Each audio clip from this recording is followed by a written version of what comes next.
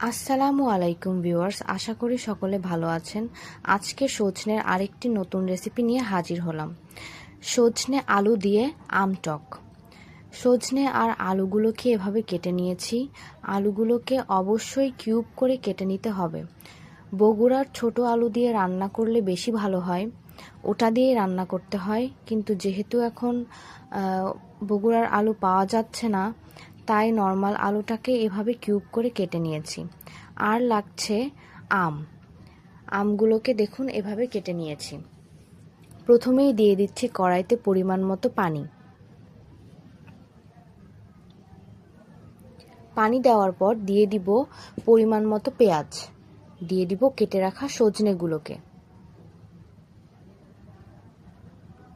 তারপর দিয়ে দিব কিউব করে রাখা আলুগুলোকে, দিব পরিমাণ মতো লবণ, মরিচের গুঁড়া, হলুদের গুঁড়া,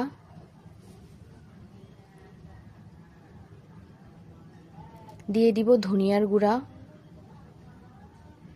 দিয়ে দিব জিরা বাটা।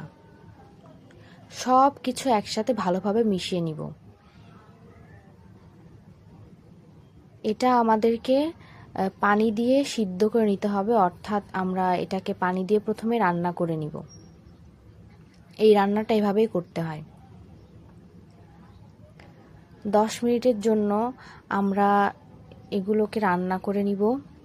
10 মিনিট পর এই যে দেখতেই পাচ্ছেন রান্না হয়ে গেছে, সজনে আলু রান্না হয়ে গেছে আমাদের। সজনেটা পুরোপুরিভাবে সিদ্ধ হয়ে গেছে, আলুটাও সিদ্ধ হয়ে গেছে। এই পর্যায়ে আমরা দিয়ে দিব কেটে রাখা আম। 5 মিনিটের জন্য আমটাকে রান্না করে নিব। 5 মিনিট পর আমাদের আম রান্না করা হয়ে গেছে।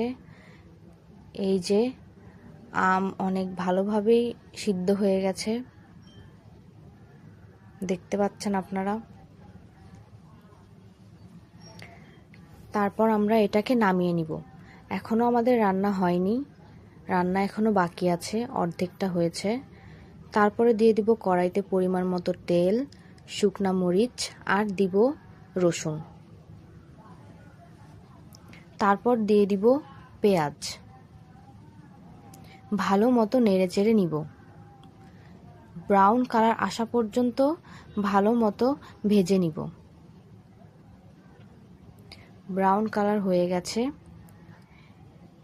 এখন আমরা দিয়ে দিব রান্না করা সজনে আর আলুটা, মানে তরকারিটা দিয়ে দিব। আসলে এটাকে বাগার দেওয়াই বলে, বাগার দিয়ে নিলাম। এই রান্নাটার বিশেষত্ব এটাই, এটা এভাবেই রান্না করতে হয়, খেতে খুবই সুস্বাদু হয়। তারপর ভালো মতো নেড়ে চেড়ে নিব। কয়েক মিনিট নেড়ে চেড়ে নেওয়ার পর এই যে আমাদের রান্না রেডি, রেসিপি প্রস্তুত। এটা রাজশাহী চাঁপাইনবাবগঞ্জের আঞ্চলিক একটা খাবার, খুবই ফেমাস। আমার নানি বাড়ি রাজশাহী। এটা আম্মুর কাছ থেকে শেখার খাওয়া, খুবই সুস্বাদু খেতে। আশা করি আপনারা ট্রাই করবেন। আজকের মতো এখানেই শেষ করছি। আসসালামু আলাইকুম। ভালো থাকবেন, সুস্থ থাকবেন। আল্লাহ হাফেজ।